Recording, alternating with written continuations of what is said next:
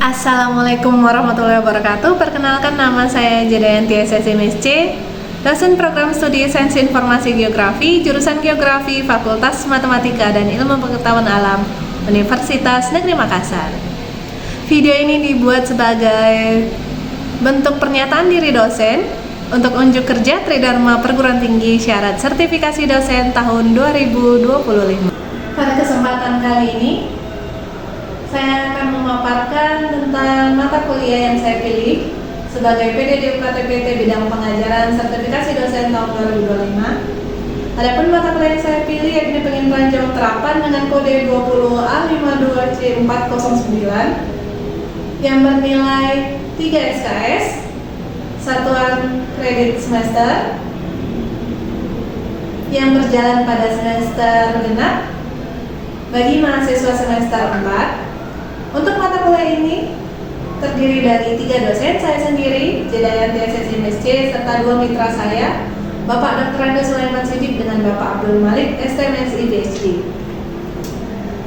Pada mata kuliah ini ada pencapaian pembelajaran lulusan program studi yang dibebankan pada mata kuliah terdiri dari sikap, pengetahuan, keterampilan umum, dan keterampilan khusus. Mulai dari sikap, menunjukkan sikap bertanggung jawab atas pekerjaan di bidang keahlian secara mandiri yakni bidang penginderaan jauh terapan, menginternalisasi kemandirian, kejuangan, dan kewirausahaan di bidang penginderaan jauh, menguasai konsep teoritis bidang pengetahuan dan keterampilan dalam penerapan penginderaan jauh, menguasai mampu mengambil keputusan strategis di bidang penginderaan jauh, terapan berdasarkan informasi dan data yang relevan, mampu mengambil keputusan secara tepat dalam konteks penyelesaian masalah di bidang keahlian penginderaan jauh berdasarkan hasil analisis informasi dan data, serta mengaplikasikan, mengkaji, membuat desain, memanfaatkan IPTEX, menyelesaikan masalah berbasis project based learning dalam bidang penginderaan jauh. Adapun capaian pembelajaran mata kuliah yakni CPMK terdiri dari 5 CPMK mulai dari memahami rencana pembelajaran, metode pembelajaran, sistem penilaian, rencana evaluasi, kontrak pembelajaran yang mengacu pada ruang lingkup penginderaan jauh terapan dalam bidang geografi, menginterpretasi dan menerapkan fungsi komponen dari berbagai jenis citra secara visual maupun digital untuk ekstraksi informasi geospasial dari citra penginderaan jauh, menganalisis pemanfaatan citra penginderaan jauh sebagai sumber data geospasial dan berbagai bidang kajian dan penerapan ilmu geografi, mengambil keputusan yang tepat dalam konteks penyelesaian masalah baik visual maupun digital di bidang geospasial, mendesain pengembangan visualisasi maupun digitalisasi informasi geospasial dalam berbagai bidang kajian dan penerapan ilmu geografi berbasis autentik, performance, high order thinking skill, observation, sikap ilmiah, dan teamwork.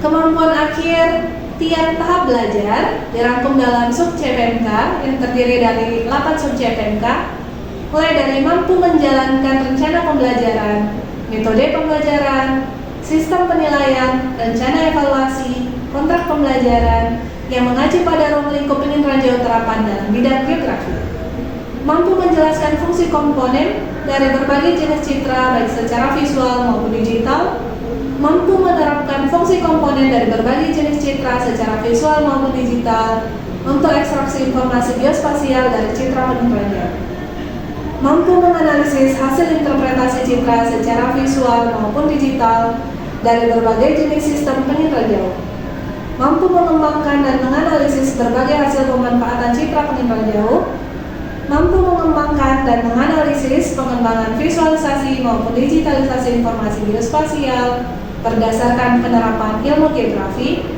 mampu merancang dan menganalisis hasil pengembangan visualisasi maupun digitalisasi informasi geospasial, mampu mengevaluasi hasil rancangan pengembangan visualisasi maupun digitalisasi informasi geospasial. Adapun koreksi CPMK terhadap sub CPMK yang saling berhubungan, di mana pada mata kuliah penginderaan jauh terapan mendeskripsikan pemahaman mengenai peranan dan fungsi komponen dari berbagai jenis informasi geospasial melalui interpretasi citra baik interpretasi visual dan digital. Mata kuliah ini merupakan mata kuliah lanjut yang secara khusus menjabarkan secara detail mengenai penggunaan citra untuk berbagai aspek pada kajian bidang geografi yang merupakan mata kuliah wajib. Selanjutnya, mata kuliah ini bertujuan untuk mempersiapkan lulusan sarjana yang memiliki kompetensi geospasial, memelihara dan mengembangkan jaringan kerja dengan pembimbing, kolega, sejawat baik di dalam maupun di luar lembaganya pada berbagai proyek hasil pengembangan ilmu kajian geografi penginteranjauhan. Bahan-bahan kajian atau materi pembelajaran pada mata kuliah penginteranjauhan terapan terdiri dari konsep geografi dan fungsi komponen dari berbagai jenis citra, teknik interpretasi berbagai citra dan teknik analisis interpretasi berbagai citra, analisis terapan interpretasi citra dan evaluasi pada berbagai aspek atau berbagai bidang mulai daripada penggunaan dan perubahan lahan, analisis terapan interpretasi citra dan evaluasi pada penerapan sumber daya alam, pada penerapan sumber daya air, pada analisis wilayah dan tata ruang, pada analisis bencana alam, pada analisis kualitas lingkungan, serta analisis terapan, evaluasi, monitoring project based learning, kajian ilmu geografi lainnya. Adapun pustaka atau bahan kajian yang digunakan pada mata kuliah ini terdiri dari beberapa buku, baik buku nasional dan internasional, serta artikel ilmiah hasil dari penelitian dan pengabdian dosen pengampu, yakni saya sendiri, beserta mitra saya, yang terdiri dari artikel nasional dan internasional terindeks. Adapun diagram alir analisis pembelajaran mata kuliah penginteranjauhan terapan, di mana sub CPMK 1 akan dilaksanakan pada minggu ke-1, kemudian sub CPMK 2 akan dilaksanakan pada minggu kedua dan minggu ketiga, sub CPMK 3 akan dilaksanakan pada minggu ke-4 dan minggu ke-5, sub CPMK 4 akan dilaksanakan pada minggu ke-6 dan minggu ke-7, pada minggu ke-8 akan dilakukan evaluasi atau ujian tengah semester. Untuk sub CPMK 5 akan dilaksanakan pada minggu ke-9, sub CPMK 6 akan dilaksanakan pada minggu ke-10 dan ke-11, sub CPMK 7 akan dilaksanakan pada minggu ke-12 dan minggu ke-13, sub CPMK 8 akan dilaksanakan pada minggu ke-14 dan ke-15, serta evaluasi akhir atau ujian akhir semester akan dilaksanakan pada minggu ke-16. Adapun satuan acara perkuliahan atau pembagian rencana pembelajaran semester mulai dari minggu ke-1 mengenai sub CPMK sebagai kemampuan akhir yang diharapkan, bagaimana penilaian, indikator dan kriteria serta bentuk pembelajaran mulai dari metode pembelajaran, penugasan, estimasi waktu yang digunakan, baik tatap muka atau luring dan daring, materi pembelajaran atau pustaka yang relevan serta bobot penilaian telah terlampir pada rencana pembelajaran semester. Untuk setiap minggunya, metode pembelajaran yang digunakan merupakan metode pembelajaran yang diadaptasi dari case method serta project based learning. Di sini menggunakan team based project untuk project based learning, di mana mulai dari pendahuluan materi, mahasiswa diminta untuk merancang project interpretasi citra secara visual dan digital. Pembentukan kelompok dibagi menjadi beberapa kelompok fokus sesuai dengan case method. Kemudian melakukan penugasan proyek, mahasiswa diminta untuk merumuskan permasalahan dan solusi dalam bentuk produk, yakni luaran dapat berupa haki. Pelaksanaan proyek mulai dari perencanaan, pencarian data, pengajuan desain atau gagasan, diskusi dan validasi, kemudian penulisan hasil kerja, pembuatan laporan, presentasi hasil proyek, serta penilaian dan feedback. Untuk rencana evaluasi pada mata kuliah penginteranjauhan terapan, di mana aspek penilaian terdiri dari 6 aspek penilaian, mulai dari aktivitas partisipatif yang berbobot 25% dengan deskripsi, di mana aktivitas partisipatif meliputi menjunjung tinggi nilai kejujuran, kemanusiaan di dalam kelas, serta diterapkan di luar PBN, relevansi penyampaian pemikiran secara kritis dan realistis, aktif dan fleksibel dalam bekerja sama, dan memiliki kepekaan sosial baik pada tim serta dosen. keluasan wawasan baik secara global, profesional, inovatif, kreatif yang terbaru, ketepatan menginternalisasi nilai, norma, dan etika akademik. Untuk hasil proyek berbobot 25%, di mana hasil proyek dapat berupa karya ilmiah atau peta yang telah dihakikan, yang sesuai dengan kriteria, yakni relevansi topik dengan substansi tema proyek, susunan dan pengungkapan ide berdasarkan kreatif, inovatif, berkelanjutan, kompleksitas, efektivitas kalimat, akurasi penggunaan bahasa, keluasan kosakata, ketepatan penggunaan kata dan bentuk kata, ketepatan penggunaan kata kunci pada setiap substansi tema yang telah sesuai ejaan dan tanda baca. Tugas bernilai 10%, kuis bernilai 5%, ujian tengah semester bernilai 15%, ujian akhir bernilai 20%, di mana penugasan dapat berbentuk makalah kelompok, review artikel nasional internasional, penyusunan esai dan eksplorasi ide dan gagasan sesuai dengan kriteria sebagai berikut. Relevansi topik dan substansi tema proyek, susunan dan pengungkapan ide berdasarkan kreatif, inovatif, berkelanjutan, kompleksitas, efektivitas kalimat, akurasi penggunaan bahasa. Kuis dikelompokkan dalam 2 kategori, pretest dan posttest, membahas permasalahan-permasalahan terkini dengan menjunjung tinggi nilai kejujuran, sportivitas, kritis dan realistis, serta ketepatan jawaban dengan menggunakan kata kunci atau sinonim kata kunci pada setiap subsoal yang telah sesuai ejaan atau tanda baca. Ujian tengah semester dalam bentuk tes tertulis yang berisi soal uraian dengan menjunjung tinggi nilai kejujuran, sportivitas, kritis dan realistis. Ujian akhir semester bernilai 20% dalam bentuk teks tertulis yang terdiri dari beberapa soal uraian dengan menjunjung tinggi nilai kejujuran, sportivitas, kritis, dan realistis.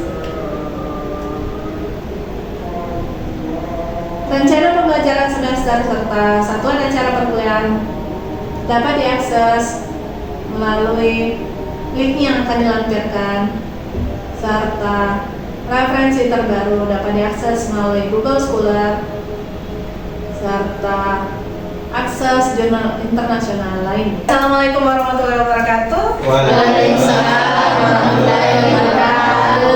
Selamat sore semuanya, apa kabarnya hari ini? Sehat. Iya. Bagaimana untuk pertemuan sebelumnya, Nak? Ya berarti ini pertemuan ke-9, pertemuan sebelumnya itu pertemuan 8. Berarti ujian tengah semester. Iya, bagaimana hasil atau gambaran UTS-nya? Alhamdulillah, sudah dijalani. Oke. Berarti sebelum masuk di pertemuan ke-9, ada baiknya kita berdoa menurut agama dan kepercayaan masing-masing sebelum kita mulai agar pembelajaran ini sukses dan lancar. Bismillahirrahmanirrahim, doa kita mulai.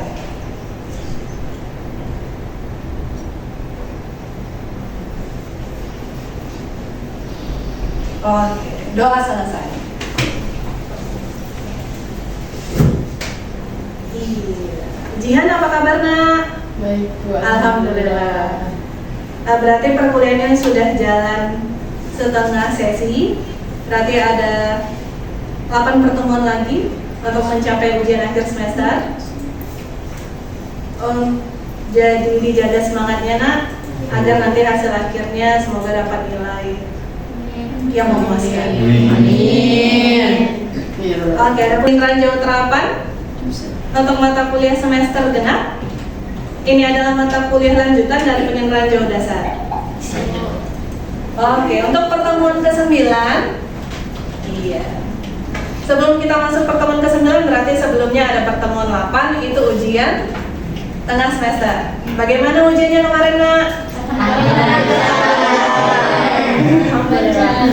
Iya, minimal nilai A ya? Iya, Bu. Oke, kita lanjut berarti di sesi kedua, ini pertemuan 9. Kita mulai dari pertemuan 9. Untuk materi pembelajaran kita hari ini ada pengembangan proyek analisis terapan, interpretasi data citra. Ada yang sudah pernah dengar sebelumnya tentang citra? Sudah pernah. Berarti semua sudah dapat mata kuliah penginderaan jauh dasar. Iya, Bu. Oke, untuk pertemuan ini ada pencapaian pembelajaran lulusan untuk program studi kita terdiri dari mulai sikap, pengetahuan, keterampilan umum hingga keterampilan khusus. Untuk capaian pembelajaran mata kuliah CPMK khusus mata kuliah penginderaan terapan ada 5 dan khusus pertemuan ini kita bagi sub CPMK untuk mencapai tujuan kemampuan akhir tiap tahap belajar sampai Anda bisa menganalisis nanti target proyeknya seperti apa. Itu tujuan dari pertemuan kita kali ini. Adapun petunjuk belajar, mata kuliah ini kita lakukan secara hybrid, offline dan online. Untuk online nanti bisa diakses di LMS-nya masing-masing. Jangan lupa untuk baca secara cermat bahan ajar yang telah disajikan di LMS masing-masing. Kalau ada yang mau menambah literatur dari luar acuan kita dipersilahkan.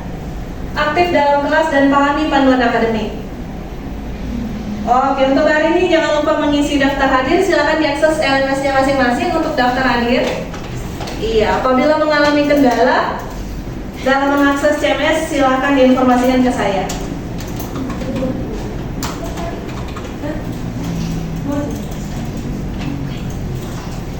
Oke, untuk rencana pembelajaran semester dapat diakses pada link berikut atau diakses di LMS-nya. Itu tersedia untuk RPS-nya dan sistem penilaian mata kuliah ini juga sudah diinformasikan di RPS-nya.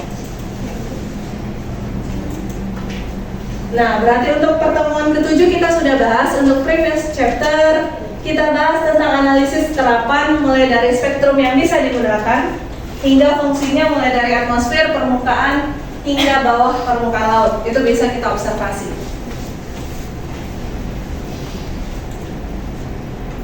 Nah, kita sekarang di Makassar. Bagaimana sih cara menganalisis masalahnya, bisa atau tidak? Kira-kira citra satelit bisa digunakan untuk mengobservasi permukaan? Bisa atau tidak? Berarti bisa. Kita sepakat di bisa. Apa yang kita gunakan? Teknologi remote sensing. Apa saja aspek yang digunakan? Ini sudah kita bahas di konsep awal. Mulai dari kita butuh sumber tenaganya, nah, ada bantuan satelitnya, serta objek-objek yang kita mau observasi. Kalau Anda mau mengobservasi curah hujan, iklim, kita akan observasi bagian atmosfernya, lapisan atmosfer. Untuk permukaan, perubahan lahan, penggunaan lahan bisa kita gunakan. Untuk yang fokus di sumber daya air, bisa kita gunakan teknologi penginderaan jauh terapan.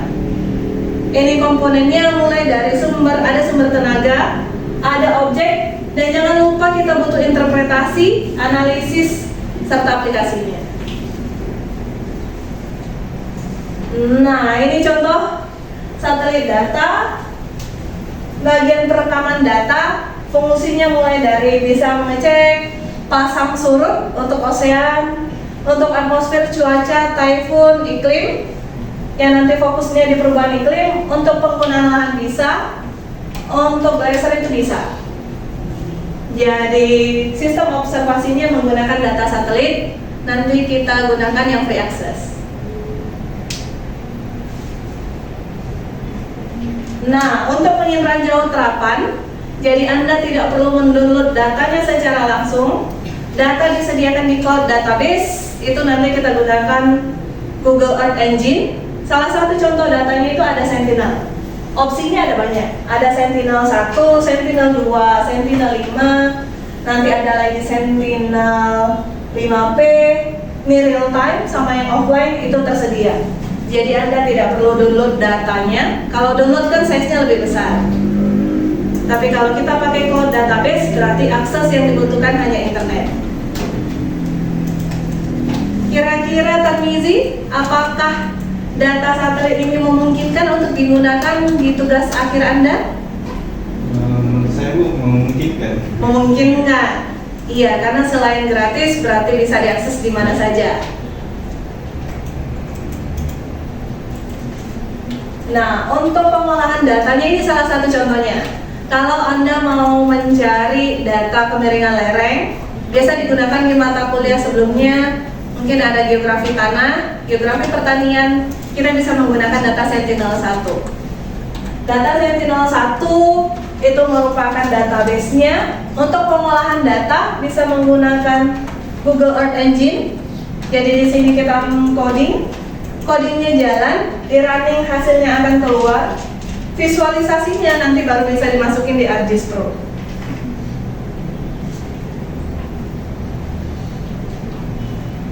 Nah, sampai di sini ada yang mau ditanyakan seputar materinya, nak? Atau ada yang mau review sejenak? Kemarin ada tugas terkait penggunaan data satelit tidak di mata kuliah sebelumnya? Di mata kuliah SIK sudah pernah? Sudah. Mata kuliah SIK kemarin pakai data apa, nak? Sistem informasi geografi. Sama mata kuliah penginderaan jauh dasar. Iya, berarti kemarin sudah pernah menggunakan data satelit. Kira-kira data apa yang digunakan kemarin? Data raster. Terus ada pakai data Landsat tidak? Iya, data Landsat 8 yang kalian gunakan di SIK seperti itu. Nah, untuk pertemuan ini adapun proyeknya itu team based project. Silahkan dibentuk satu grup, berarti ada berapa orang, nak? 1, 2, 3, 4, 5, 6, 7, 8, 9, 10, 11, 12, 13, 14. Ada 14 orang, mungkin satu kelompok bisa didekatkan kursinya satu kelompok 3 orang, silahkan. Iya, sebelum kita jabarkan tim based projectnya seperti apa. Iya, bertiga, boleh bertiga. Iya, berarti kan ganjil masih ya. Ini 3, yang itu 3, yang ini boleh 3, yang ini boleh satu ke temannya, gajian boleh. Iya, dideketin kursinya boleh, bareng nanti. 3-3, iya, 3-3 boleh. Kita sisa 1. Iya, ini tuh 1 boleh, boleh gabung 1 lagi boleh. 3 berarti satu kelompok yang cocok, sudah. Ya boleh 3 begitu. Nah, iya, sudah 3. Nah, project ini namanya team based project. Kalian mulai fokus mau pilihnya nanti atmosfer, ocean, land atau ice. Silakan dipilih topik, aplikasi, interpretasi citranya. Nanti setelah kita aplikasikan, dianalisis dan dievaluasi. Jadi kalian memilih fokusnya di mana. Ada yang mau fokus land, silakan di land, atau tanah. Mau fokus di sumber daya air boleh. Mitigasi bencana nanti boleh. Mau fokus di penerapan pengembangan webnya boleh. Nah, Anda bisa mengakses contoh team based project kelas sebelumnya. Ini salah satu bentuk contohnya yang sudah diterbitkan di Haki. Jadi mereka ada projectnya, dijadikan dalam bentuk peta, kemudian dihakikan, sudah terbit dan bisa diakses secara nasional. Ini luaran dari team based project Anda. Nah, itu contoh hasilnya. Nah, draft Anda yang sudah dikerjakan bisa disubmit pada link berikut. Untuk team based project penilaiannya itu sebesar 25%. Hasil proyeknya itu harus relevan dengan topik Anda. Susunan dan pengungkapan idenya jelas, berkelanjutan, kompleksitas, efektivitas kalimat, serta ketepatan penggunaan data, pengolahan hingga hasil evaluasi. Iya, kembali kita tampilkan contoh hasil proyeknya. Iya, ini proyek hasil peta Anda. Kalau sudah berhasil, nanti kita hakikan. Itu bentuk luarannya. Ini luaran hasil kelompok sebelumnya. Nah, jangan lupa untuk mengisi evaluasi dan monitoring dosen mata kuliah. Banyak yang sering lupa. Untuk di sesi 1 itu ada penilaiannya, di sesi 2 ada penilaiannya. Jadi gunakan link dengan password Anda untuk mengisi evaluasi dosen oleh mahasiswa untuk mata kuliah masing-masing. Berikut bahan referensi yang butuh e-booknya bisa diakses di LMS. Untuk artikelnya dapat diakses di Google Scholar. Untuk yang terbaru ada dari saya, dari Pak Malik sama Pak Sul. Oke, sampai di sini untuk informasi referensinya. Untuk tim base project-nya ada yang ingin diperjelas nak? Silakan. Kira-kira untuk tim base project berarti mulainya itu hari ini. Nanti endingnya akan dipresentasikan di pertemuan 14 dan 15. Jadi yang kita tampilkan itu adalah bentuk petanya.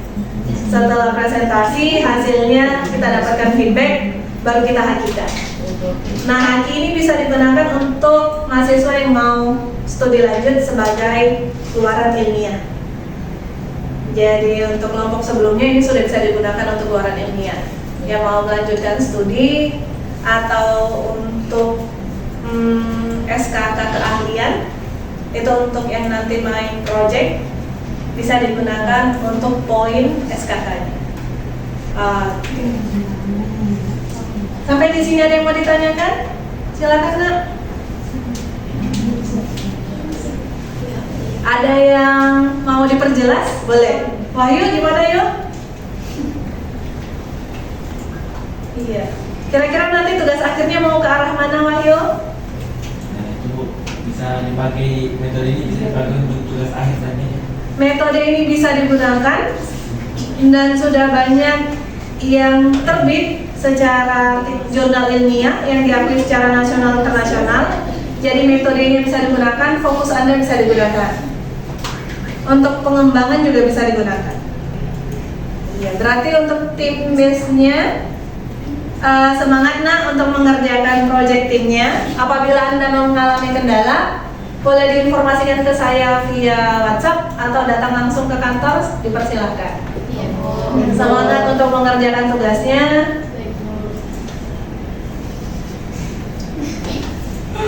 Iya, saya tutup pertemuan hari ini.